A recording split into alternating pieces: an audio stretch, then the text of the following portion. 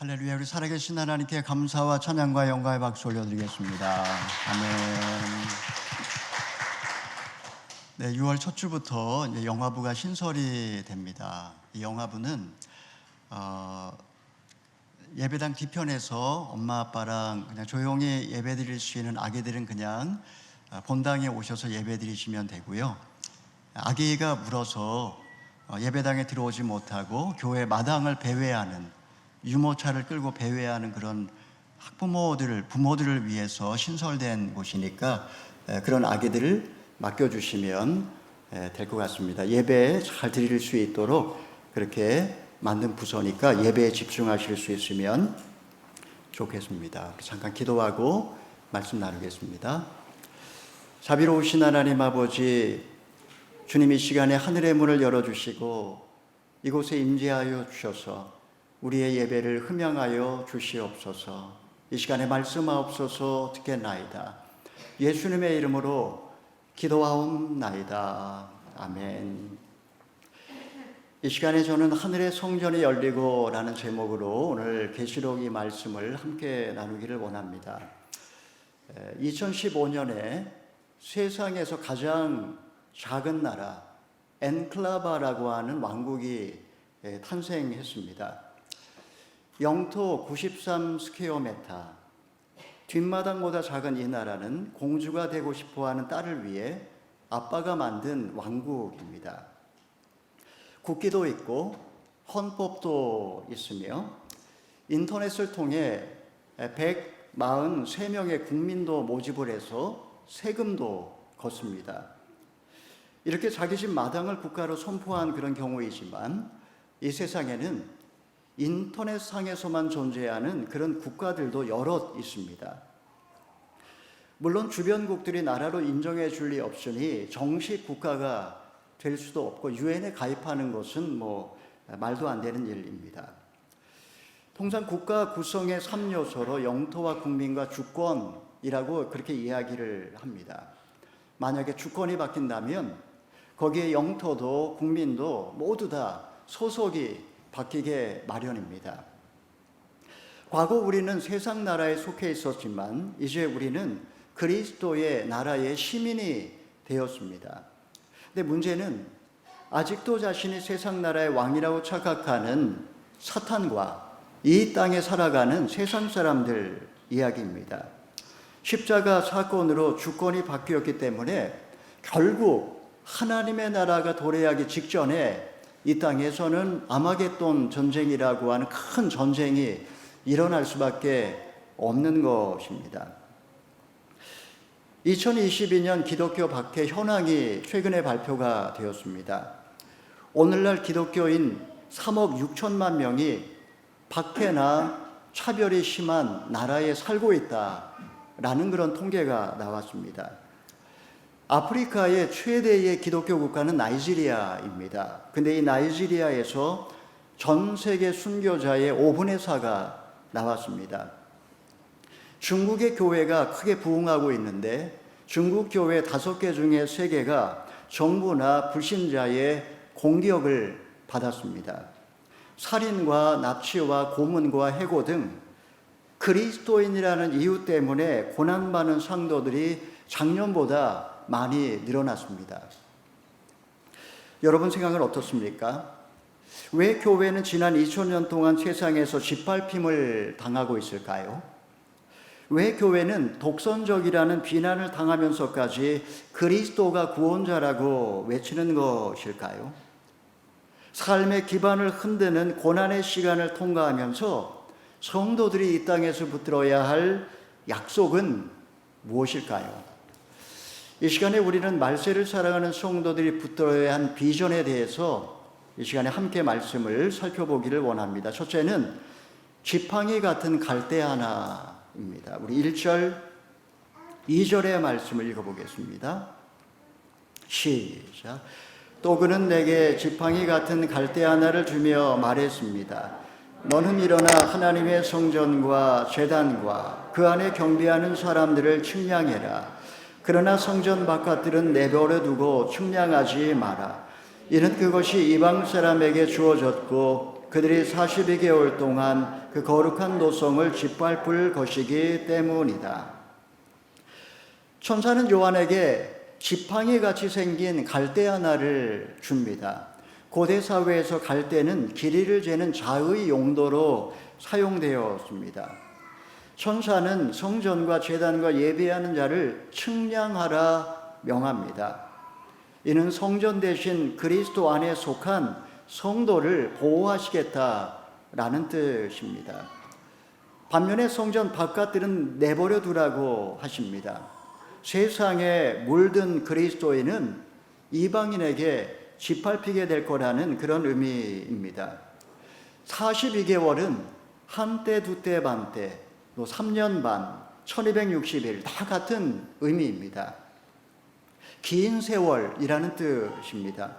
2000년 전 부활 승천하신 예수님이 마지막 날 다시 오실 그때까지의 이 기간을 42개월이라고 또 1260일이라고 3년 반이라고 이렇게 묘사를 한 것입니다.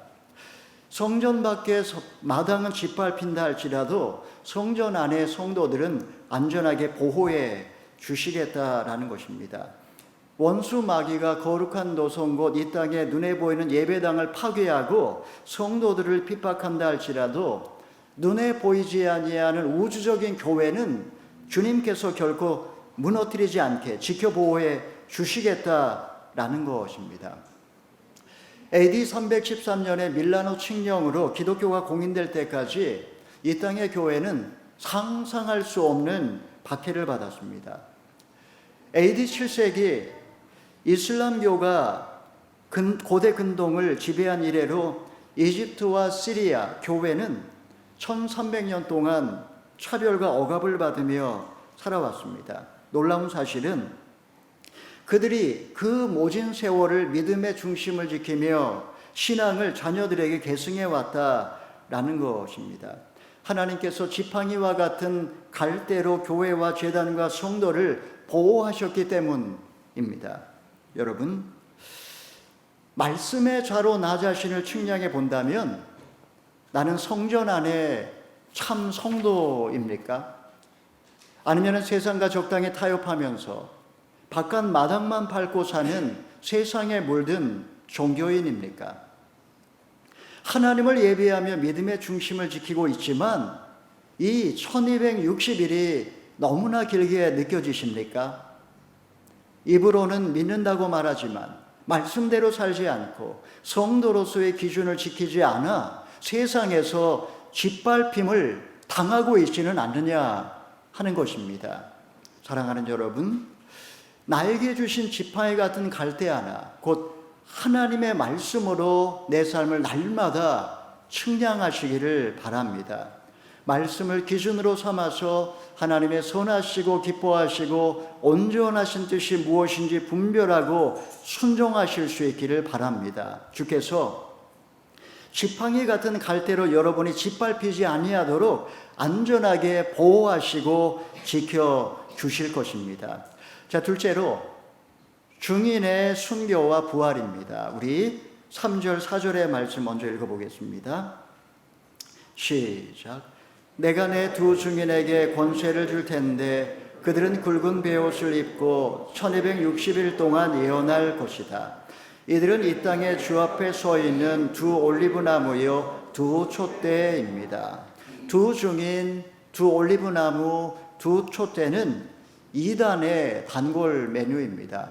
1970년대 장막 성전은 홍종효와 이만희가 두 증인이라고 가르쳤는데 홍종효가 배도를 한 이후에 그들은 이만희가 유일한 증인이라고 주장을 합니다. 1960년대 교계를 발칵 뒤집어 놓았던 박태선 장로는 예수를 구원도 모르는 마귀의 자식이라고 비난하면서 자신이야말로 올리브나무라고 그렇게 주장을 했습니다. 여러분, 두 증인과 두 올리브나무와 두 촛대는 누구를 상징하는 것일까요? 우리 5절 6절의 말씀을 읽어보겠습니다. 시작. 누구든지 그들을 내치려고 하면 그들의 입에서 불이 나와 그들의 원수를 집어삼킬 것이다. 누구든지 그들을 내치려고 하면 반드시 이같이 죽임을 당할 것이다. 이들은 하늘을 닫을 권세를 가지고 있어 그들이 예언하는 날 동안 비가 내리지 않게 할 것이다. 또 그들은 물을 피로 변하게 하며 언제든지 원하는 때 갖가지 재앙으로 땅을 칠 권세를 가지고 있다. 하늘을 닫을 권세를 갖고 있어서 예언하는 날 동안에 비가 오지 않게 한 사람은 엘리야입니다. 물을 피로 변하게 재앙으로 땅을 칠 권세를 가진 자는 모세입니다. 그러니까 모세와 엘리야가 두 증인이라는 겁니다. 또 스가랴서를 보게 되면 두 감람나무는 대제사장 여호수아와 총독 스룹바벨이라고 그렇게 말하고 있습니다. 두 촛대 역시 소아시아 7교회 중에 사명에 충실히 감당하고 있는 두 교회를 의미하는 것입니다. 이렇게 세 가지로 나누었지만 다 상징이고 결국 두 증인과 두 올리브나무 두 촛대는 온 세상을 다스리시는 하나님을 섬기는 기름 부음 받은 교회들을 의미한다라고 할 수가 있습니다. 소아시아의 7교회 가운데 하나님으로부터 칭찬받은 교회는 서머나 교회와 빌라델비아 교회 두 교회밖에 없었습니다. 7교회 가운데 두 교회, 그러니까 두 증인이란 올리브 기름이 촛대로 흘러와서 불을 밝히듯이 어두운 세상 속에서 증인된 사명을 다하고 있는 살아있는 교회, 신실한 교회를 상징한다 라고 할 수가 있습니다. 세상에는 많은 교회가 있지만 모두 다 신실한 증인은 아닙니다. 세상에 다양한 예배가 있지만 모두 다 기름 부음이 있는 예배는 아닙니다. 세상에 많은 성도가 있지만 모두가 다 세상의 빛으로 사는 것은 더더욱 아닙니다. 시대마다 하나님이 쓰시는 교회가 있고 하나님께서 기뻐하시는 예배가 있으며 하나님이 찾으시는 한 사람이 있다라는 것입니다. 여러분, 나는 어떤 사람으로 지금 살고 있습니까? 우리 교회는 어떤 교회일까요? 지옥으로 떨어지는 그 가족을 애통히 바라보면서 1260일 굵은 베옷을 입고 그들의 죄를 내 죄처럼 짊어지고 그들에게 회개의 복음을 전하고 있습니까? 내 입에서 말씀의 불이 나와서 대적을 무찌를 수 있는 권세가 있고 나에게 하늘의 문을 열고 닫을 수 있는 천국의 열쇠가 있다라는 사실을 믿으시냐 하는 것입니다. 내가 누구인지를 기억하시고 영혼을 구원하는 증인들로 여러분 살아가실 수 있기를 바랍니다. 자, 세상은 신실한 증인들을 어떻게 대할까요? 우리 7절에서 10절까지의 말씀을 읽어보겠습니다. 시작. 그들이 그들의 증거를 마칠 때 무저갱에서 올라오는 짐승이 그들을 공격해 그들을 이기고 그들을 죽일 것입니다. 그리고 그들의 시체는 큰 도성의 거리에 놓일 것입니다. 이 도성은 영적으로 소돔과 고모라라 불리는 곳으로 그들의 주께서 십자가에 못 박힌 곳입니다. 백성들과 족속들과 언어들과 나라들로부터 온 사람들이 3일 반 동안 그들의 시체를 구경할 것이며 그들의 시체를 무덤에 장사하는 것을 허락하지 않을 것입니다. 그때 땅 위에 사는 사람들이 그들로 인해 서로 선물들을 주고받으며 기뻐하고 즐거워할 것입니다. 이는 이 두 예언자가 땅 위에 있는 사람들을 괴롭혔기 때문입니다. 무저갱에서 올라온 짐승은 악령을 의미합니다. 그는 신실한 증인들을 죽여서 3일 반 동안에 거리에다가 매달아 놓습니다. 이는 죽은 자에 대한 최고의 모욕과 조롱이라고 할 수가 있습니다. 이집트와 소돔과 고모라와 골고다는 하나님을 대적하는 이 세상을 상징하는 것입니다. 땅에 속한 자들, 그들은 하늘에 속한 자들이 전하는 복음에 대하여 이를 갈고 죽이고 서로 선물을 주고받으며 기뻐한다라고 했습니다. 여러분, 세상은 신실한 증인들이 전하는 복음에 대하여 마치 스데반을 돌로 쳐 죽이는 유대인들처럼 귀를 막고 그렇게 이를 갈면서 미워합니다. 기독교인들이 자신들의 전통과 풍습을 침해한다고 분노합니다. 절대 진리를 부정하면서 관역의 미덕을 주장하면서 유일신을 부정하고 그리스도인을 사회 악이라고 매도합니다. 죄 없는 자를 죽여서 시신을 매달아 놓고 구경하며 기뻐하는 것은 인륜 지도를 거스리는 그야말로 악령의 역사라고 할 수가 있는 것입니다. 조선시대에 서소문 밖은 사형수의 처형장이었습니다. 시체를 내거리에다가 효수를 하곤 했습니다. 이곳은 천주교의 성지이기도 합니다. 칠패시장이 있는 그 자리입니다. 19세기에 병인 박해 때 수많은 천주교 신자가 제사 때문에 전통 미풍양속을 해쳤다라는 이유 때문에 여기에서 처형을 당했습니다. 또한 이곳은 동학교도들에게 있어서 중요한 성지로서 전봉준과 최시영도 여기서 목이 잘려서 효수가 되었습니다. 동학은 역사 속에서 사라졌고 천주교는 다시 제사를 허용하고 있으니 역사의 아이러니라고 할 수가 있습니다. 자, 세상은 이렇게 예수 믿는 자들을 박해하고 조롱을 하지만 자, 그 후에 교회는 어떻게 될까요? 우리 11절에서 14절의 말씀을 읽어보겠습니다. 시작. 그러나 3년 반 후에 생명의 영이 하나님으로부터 그들 속으로 들어가니 그들은 제 발로 일어섰습니다. 이에 그들을 지켜보던 사람들에게 큰 두려움이 엄습했습니다. 그때 그들은 하늘에서 그들에게 말하는 큰 음성을 들었습니다. 이리로 올라오라. 이에 그들은 원수들이 지켜보는 가운데 구름을 타고 하늘로 올라갔습니다. 바로 그때 큰 지진이 일어나 도성의 10분의 1을 무너뜨렸고 7천 명의 사람들이 그 지진으로 죽었습니다. 이에 살아남은 사람들은 몹시 두려워하며 하나님께 영광을 돌렸습니다. 두 번째 재앙이 지나갔습니다. 세 번째 재앙이 곧 닥칠 것입니다. 두 순교자는 죽임당한 지 3일 반 만에 하나님으로부터 생기를 얻어 두 발로 일어섭니다. 그 순간 원수들은 공포에 사로잡힙니다. 그들은 대적들이 지켜보는 가운데 구름을 타고 하늘로 올라갑니다. 이때 큰 지진이 일어나고 도성의 10분의 1이 무너지고 7천 명이 죽습니다.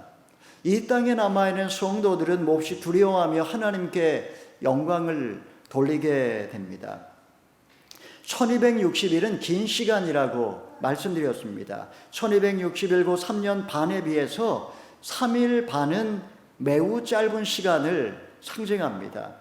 3년 반 동안의 핍박은 길고 힘들었지만 3일 반 만에 부활의 영광으로 바꾸어 놓는 놀라운 은혜가 임한다. 반전의 역사가 일어나게 된다는 것을 말하는 겁니다. 순교의 열매는 파멸이 아니라 부활이요 생명입니다. 고난의 시간을 견디며 복음을 전할 때 그날이 되면 큰 지진 같은 사건이 일어나면서 마침내 하나님의 영광이 드러날 거라는 그런 약속의 말씀입니다. 여러분, 나는 내 삶의 자리에서 고난을 견디면서 그리스도를 증거하는 신실한 증인으로 살고 있습니까? 아니면 증인의 순교를 하찮은 죽음이라면서 왜 다른 곳에 가서 다른 종교인들에게 복음을 전해 무리를 일으키냐며 그렇게 비난하고 때로 방관자로 살고 있지는 않습니까? 지난 인생 나로 하여금 회개케 하고 하나님께 영광을 돌리게 한 큰 지진과 같은 사건은 언제였습니까? 사랑하는 여러분, 하나님의 때로 우리의 인생 가운데 큰 지진을 일으킬 때가 있습니다. 세상 사람들이 내 삶의 경계로 넘어와 가지고 42달 동안 내 성전을 짓밟을 때도 있습니다. 여러분, 그때에 베옷을 입고 내 죄를 돌아보고 돌이키며 이것을 섭리편에서 하나님의 섭리편에서 분별하지 못하면 그 고난의 시간은 정말 견디기 힘든 시간이 되고 말 것입니다. 하나님의 영이 임할 때 그 어떠한 절망적인 자리에서도 이 모든 것을 하나님의 섭리편에서 분별하고 견디면서 죽음의 자리에서 일어나게 될 수 있다라는 그런 비전을 우리에게 보여주고 있습니다. 자, 고난 가운데 우리가 꿈꿔야 할 세상은 어떤 모습일까요? 우리 마지막으로 세 번째, 하나님 나라의 비전입니다. 우리 15절 말씀을 먼저 읽어보겠습니다. 시작. 일곱 번째 천사가 나팔을 불었습니다. 그때 하늘에서 큰 음성이 나며 말했습니다. 세상 나라가 우리 주와 그리스도의 나라가 됐으니 그분이 영원토록 왕노릇하실 것이다. 그리스도께서 완전한 통치자가 되셔서 세세 무궁토록 다스릴 거라는 큰 음성이 들려옵니다. 창세 이래로 세상 나라는 마귀에게 속했습니다. 그리스도께서 십자가의 죽으심으로 세상의 주인은 바뀌었지만 여전히 마귀는 왕노릇을 하고 있습니다. 그날이 되면 모든 것은 역전이 될 거고 처음 계획된 대로 역사는 완성이 될 것입니다. 재앙이 아직 남아있기에 나팔 소리에 우리가 이 땅을 살아가면서 두려워하기보다 우리가 천국 시민임을 잊지 말고 살라고 그렇게 이런 음성이 들려왔던 것입니다. 자, 그러면 마지막 날에 어떤 일이 벌어집니까? 우리 16절에서 18절의 말씀을 읽어봅니다. 시작. 그러자 하나님 앞에 자기 보좌에 앉은 24장로들이 엎드려 하나님께 경배하며 말했습니다. 지금도 계시고 전에도 계셨고 앞으로 오실 전능하신 주 하나님 감사합니다. 하나님께서는 큰 권능을 취하시고 다스리십니다. 이에 나라들이 분노했으나 오히려 주의 진노를 내려 죽은 사람들을 심판하실 때가 왔습니다. 주의 종인 예언자들과 성도들과 작은 사람이든 큰 사람이든 주의 이름을 경외하는 사람들에게 상을 주시며 땅을 더럽힌 사람들을 멸망시킬 때가 왔습니다. 지금 때가 왔다라고 선포를 하고 있습니다. 24장로는 구약의 12지파와 신약의 12사도를 즉 성도의 총회를 의미하는 것입니다.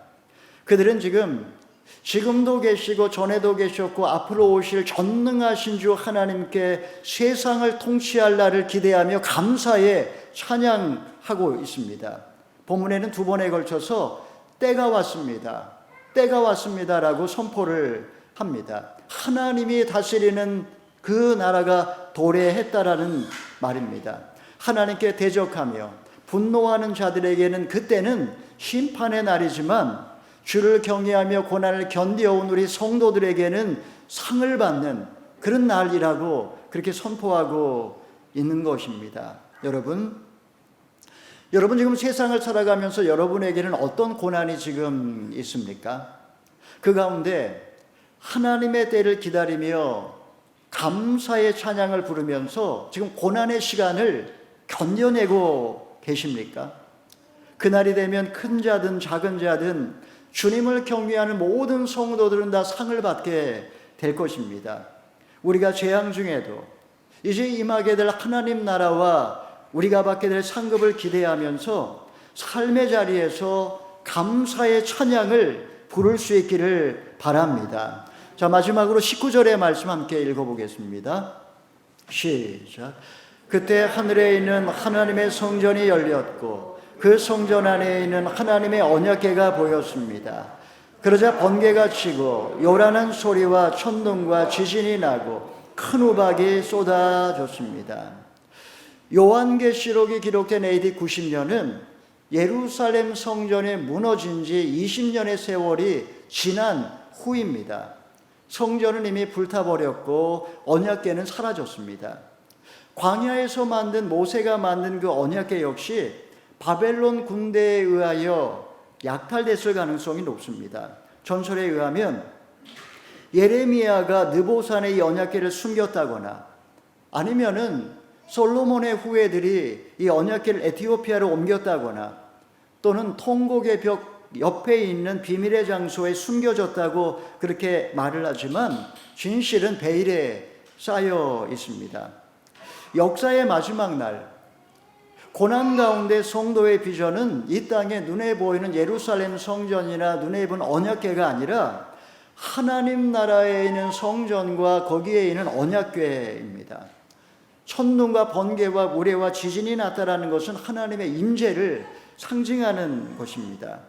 여러분, 우리가 이 땅에서 바라봐야 할 것은 성전 되신 그리스도와 언약의 말씀입니다. 우리가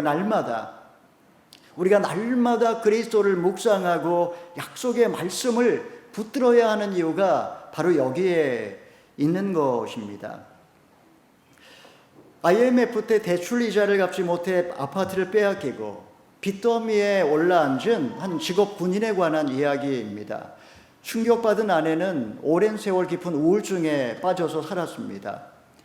제대 후에 전문인 선교사로 헌신하여 나갔지만 보라, 세 번째 화가 속히 이르도다 말씀처럼 그의 인생 가운데 거듭거듭 재앙의 사건이 찾아왔습니다. 명의를 빌려줬던 회사가 부도나는 바람에 하루아침에 몇 억의 빚을 지게 되었고 연금마저 차압당해서 생활비조차 찾을 수가 없게 되었습니다. 귀국한 다음에 채무조정 시청을 통해 겨우 원금만 10년 동안 분할 상환하는 조건으로 이제 원금을 갚기 시작했고 몸이 부서져라 그렇게 빚을 갚았습니다. 온 가족들에게는 너무나 힘겨운 그런 시간이었습니다. 친척에 대한 원망 때문에 자녀들은 너무나 힘들어했고 그 모습을 옆에서 지켜보며 그는 말문이 막혔습니다. 아내는 돈은 잃어도 관계는 잃지 말자며 견뎌냈지만 이 10년의 세월 동안 끊임없이 왜라는 질문을 던지며 그는 투덜거릴 수밖에 없었습니다. 고난, 그야말로 이해할 수 없는 고난 앞에 묵묵히 견디며 말씀에 순종하며 살아왔을 때 어느 순간 세상 나라가 주와 그리스도의 나라가 되어 세세토록 왕노릇하리도다 이 말씀처럼 온 가족이 어느새 그리스도의 나라가 되어서 더욱 간절히 말씀을 사모하고 순종하는 신실한 그리스도인으로 변해 있었습니다. 이 모든 것이 하나님 나라 시민으로 빚기 위해서 섭리하신 하나님의 계획이었음을 고백하게 되었습니다. 그는 10년 만에 모든 빚을 다 갚았고 이제 자유의 몸이 되었으며 이 하나님을 증거하는 신실한 증인으로 그는 살아가고 있습니다. 사랑하는 여러분, 지난 2000년 동안 교회는 짓밟힘을 당해왔습니다. 우리 뉴질랜드에 살면서 우리는 피부로 느끼지 못하지만 뉴질랜드 정부도 복음적인 기독교인들을 불편해하고 멀리하며 유엔에서 일하려면 이 복음 신앙을 포기해야 합니다. 세상 나라가 주의 나라가 되어서 그가 세세토록 왕노릇할 거라고 우리가 전하기 때문에 믿음으로 살고자 하는 자는 핍박을 받을 수밖에 없습니다. 여러분, 우리가 이 세상 한가운데 어떻게 믿음의 중심을 지키며 살아갈 수가 있을까요? 사랑하는 성도 여러분, 세상과 타협하지 마시고 참 성도로서 지팡이 같은 갈대아나 곧 하나님의 말씀을 꼭 붙으시기를 바랍니다. 1260일 이 고난의 긴 시간 힘들고 어려워도 굵은 베옷을 입고 애통해하며 삶을 통해 영혼을 구원하는 신실한 증인으로 사실 수 있기를 바랍니다. 무엇보다도 여러분 시선을 하늘을 향하여 들어올리고 그리고 하나님의 말씀이 성취될 그날을 소망하면서 고난 중에 감사의 찬양을 부르실 수 있기를 바랍니다. 이번 한 주간도 세상에 발을 딛고 있지만 나 자신의 정체성, 내가 하늘나라의 시민이라는 사실을 잊지 마시고 하나님 나라의 성전을 바라보며 고난을 견뎌내시며 승리의 노래를 부르시는 저와 여러분 다 되기를 주님의 이름으로 축원합니다. 아멘.